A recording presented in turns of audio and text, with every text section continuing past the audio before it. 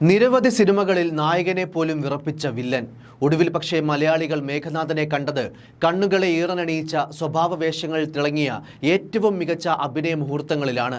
നായകനെ പോലും വിറപ്പിക്കുന്ന വില്ലനായി മലയാള സിനിമാ ലോകത്ത് അരങ്ങുവാണ നടനാണ് ബാലൻ കെ നായർ.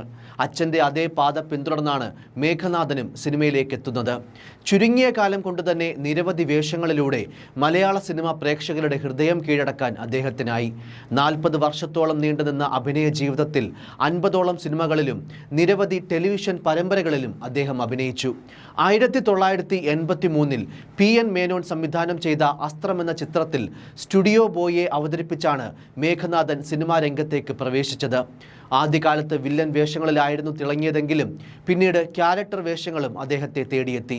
പിന്നീട് ഇങ്ങോട്ട് പഞ്ചാഗ്നി, ചെങ്കോൽ, ഒരു മറവത്തൂർ കനവ്, ചന്ദ്രനുദിക്കുന്ന ദിക്കിൽ, വാസന്തിയും ലക്ഷ്മിയും, പിന്നെ ഞാനും, ഈ പുഴയും കടന്നു തുടങ്ങി ഒട്ടേറെ സിനിമകളിലെ കഥാപാത്രങ്ങളെ അദ്ദേഹം അനശ്വരമാക്കി.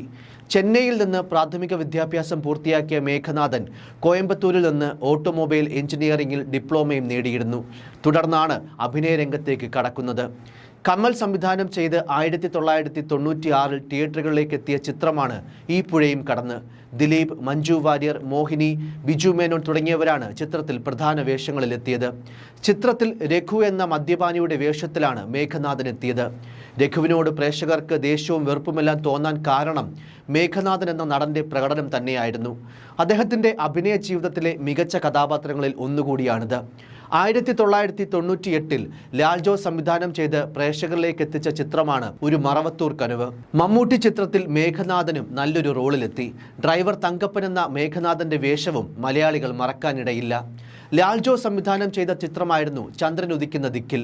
ലോക്കൽ ഗുണ്ടയായ തിമ്മയ്യ എന്ന കഥാപാത്രമാണ് ചിത്രത്തിൽ മേഘനാഥനെ തേടിയെത്തിയത്. മേഘനാഥൻ അവതരിപ്പിച്ച മികച്ച കഥാപാത്രങ്ങളിൽ ഒന്നുകൂടിയായിരുന്നു തിമ്മയ്യ. പക്ഷേ എല്ലാത്തിലും വ്യത്യസ്തനായത്, ഏറ്റവും അധികം ശ്രദ്ധിക്കപ്പെട്ടത് മേഘനാഥൻ അവതരിപ്പിച്ച മികച്ച ക്യാരക്ടർ വേഷങ്ങളായിരുന്നു, പ്രത്യേകിച്ചും ആക്ഷൻ ഹീറോ ബിജുവിലേത്. വില്ലൻ വേഷങ്ങളിലൂടെയും സഹനടനിലൂടെയും കണ്ടുപരിചയിച്ച മേഘനാഥന്റെ ഇതുവരെ കാണാത്തൊരു പകർന്നാട്ടമായിരുന്നു ആക്ഷൻ ഹീറോ ബിജുവിൽ രാജേന്ദ്രൻ എന്ന കഥാപാത്രം. ഭാര്യ വീട്ടുജോലിക്ക് പോകുന്നത് പോലും ഇഷ്ടപ്പെടാത്ത ഒരു സാധാരണക്കാരനായ ഭർത്താവും അച്ഛനുമായി നിസ്സഹായതയുടെ ഒരു വേഷമൊക്കെ അണിഞ്ഞ് മേഘനാഥൻ ഗംഭീര പ്രകടനമാണ് ചിത്രത്തിൽ കാഴ്ചവെച്ചത്. ആ സിനിമ മേഘനാഥനെയും ജീവിതത്തിൽ മാറ്റിമറിച്ചിരുന്നു. ആ സിനിമയിലൂടെ മേഘനാഥൻ മാനസാന്തരപ്പെട്ടുവെന്ന് പറയാം. അഭിനയത്തിൻ്റെ കാര്യത്തിൽ ഇനി ഉഴപ്പില്ല. വേഷം എത്ര ചെറുതായാലും കാമ്പുള്ളതാണെങ്കിൽ അഭിനയിക്കുമെന്ന തീരുമാനമെടുത്തു. ചെറിയ വേഷമായതുകൊണ്ട് വലിയ പ്രതീക്ഷയൊന്നുമില്ലായിരുന്നു. പക്ഷേ പടം ഇറങ്ങിക്കഴിഞ്ഞപ്പോൾ അഭിനന്ദന പ്രവാഹം. ആക്ഷൻ ഹീറോ ബിജുവിലെ രാജേന്ദ്രനെ കുറിച്ച് മേഘനാഥൻ പറഞ്ഞ വാക്കുകൾ ഇങ്ങനെയായിരുന്നു: പഞ്ചാഗ്നിയിലെ രവി, തച്ചിലേടത്ത് ചുണ്ടനിലെ ഉത്തമൻ, ചെങ്കോലിലെ കീരിക്കാടൻ സണ്ണി, വാസന്തി ലക്ഷ്മി, പിന്നെ ഞാനും എന്ന ചിത്രത്തിലെ ചന്ദ്രു തുടങ്ങിയ ചിത്രങ്ങളിലെ അദ്ദേഹത്തിൻ്റെ കഥാപാത്രങ്ങൾക്ക് പകരം വയ്ക്കാൻ മറ്റു താരങ്ങളില്ല.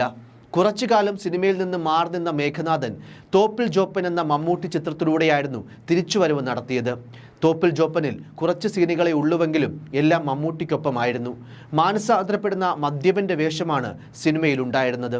ചമയം, രാജധാനി, ഭൂമിഗീതം, ചെങ്കോൽ, മലപ്പുറം ഹാജി മഹാനായ ജോജി, പ്രായിക്കര പാപ്പൻ, ഉദ്യാനപാലകൻ, ഈ പുഴയും കടന്ന്, ഉല്ലാസ പൂങ്കാറ്റ്, രാഷ്ട്രം, കുടമാറ്റം, വാസ്തവം, ആക്ഷൻ ഹീറോ ബിജു എന്നിവയാണ് അദ്ദേഹത്തിൻ്റെ ഏറ്റവും പ്രധാനപ്പെട്ട ചിത്രങ്ങൾ. 2022 റിലീസ് ചെയ്ത കൂമനാണ് മേഘനാഥൻ അഭിനയിച്ച അവസാന ചിത്രം. News desk, focus news TV.